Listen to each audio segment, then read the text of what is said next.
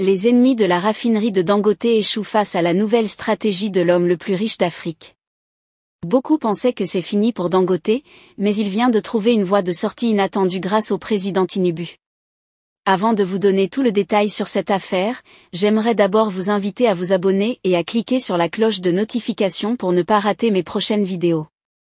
Après avoir lancé sa méga raffinerie au Nigeria, Aliko Dangote voit l'avenir de son projet s'inscrire en pointillé.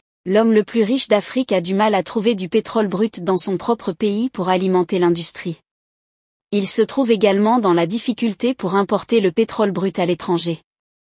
Je ne me serais jamais lancé dans ce projet si j'avais anticipé les difficultés, a indiqué le milliardaire.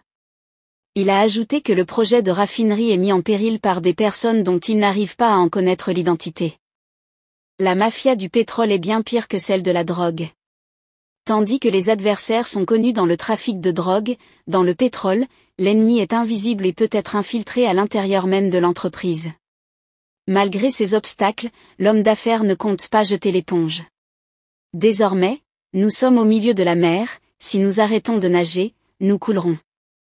La seule option est de continuer à nager peu importe l'état de fatigue, a expliqué Aliko Dangote. Face à la difficulté d'approvisionnement en pétrole brut, le président Tinubu a pris une décision salvatrice pour Dangote.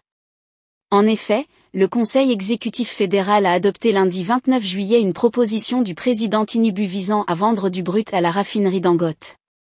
La raffinerie Dangote a actuellement besoin de 15 cargaisons de brut, pour un coût annuel de 13,5 milliards de dollars.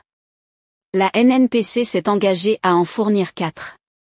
Afreximbank et d'autres banques de règlement au Nigeria faciliteront les échanges entre Dangote et NNPC Limited. Cette intervention, qui change la donne, éliminera la nécessité de recourir à des lettres de crédit internationales. Elle permettra également au pays d'économiser les milliards de dollars utilisés pour importer du carburant raffiné. Que pensez-vous de cette situation inattendue qui vient secourir Dangote dans le bon fonctionnement de sa raffinerie?